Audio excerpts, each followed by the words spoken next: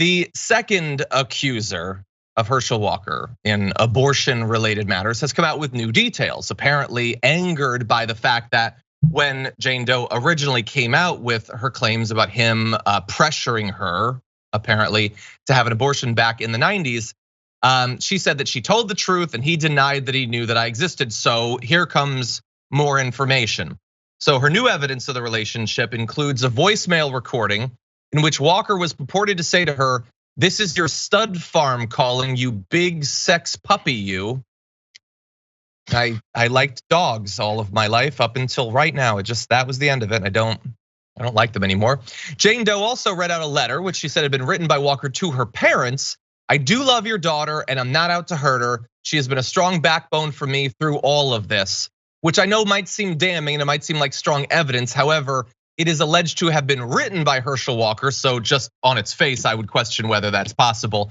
But anyway, at the press conference, which happened just last night, Jane Doe read passages of what she said were her personal diaries from 1993 in the days immediately after she learned that she was pregnant. In one extract, Walker is alleged to have told her that the pregnancy was, quote, probably his fault since he had very high levels of testosterone, which I guess he thinks has anything to do with all of this and pregnancy and all that. Anyway, in a second passage, she wrote that Walker, quote, has about gone off the deep end over this whole thing. He thinks that by not having the baby, we do have a future chance for happiness, that we can, quote, grow strong again together. And that is not the worst new detail. I'll give that to you in a second, but JR, what do you think about this? Is this gonna get through to anybody who wasn't paying attention the first 10 times? New details? I mean, new details at this point, no, not for anyone who didn't know before or who then knew but then decided to ignore it, the way Lindsey Graham and Ted Cruz squeezed up next to him to make sure they know. They just don't care, and they're hoping enough people also don't care. So new revelations, sure, they're good and juicy, and they're even more, they seal the case even more. But for folks who were just plugging their ears and going la la la la la la la, they weren't hearing it then and they're not hearing it now. But then hopefully they just don't really, care again about it and like, I'm not gonna put forth enough effort for someone like this. Still holding out hope for that part. But this isn't changing any minds. This extra information, no.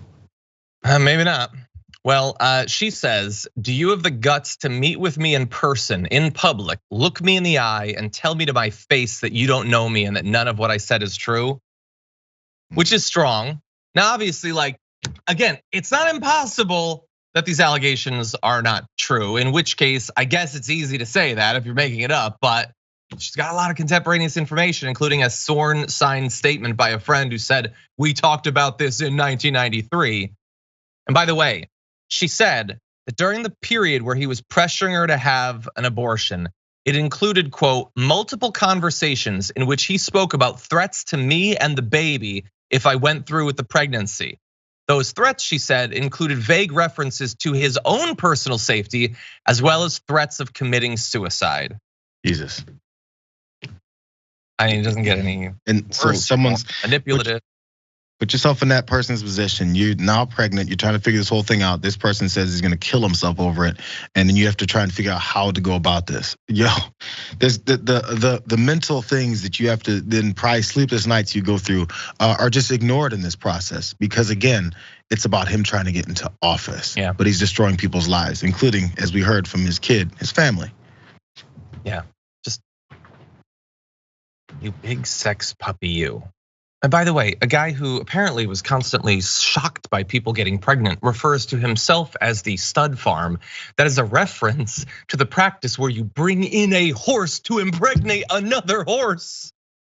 Maybe it should have been on your mind during all of this. Herschel Walker has been fighting against this racism for his whole life. He got a chance to get away from it just so he can compare himself to a horse that breeds.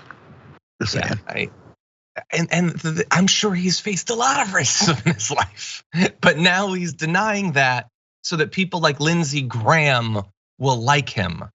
The whole thing is maximally gross. Hopefully it will be rejected in just a couple of weeks.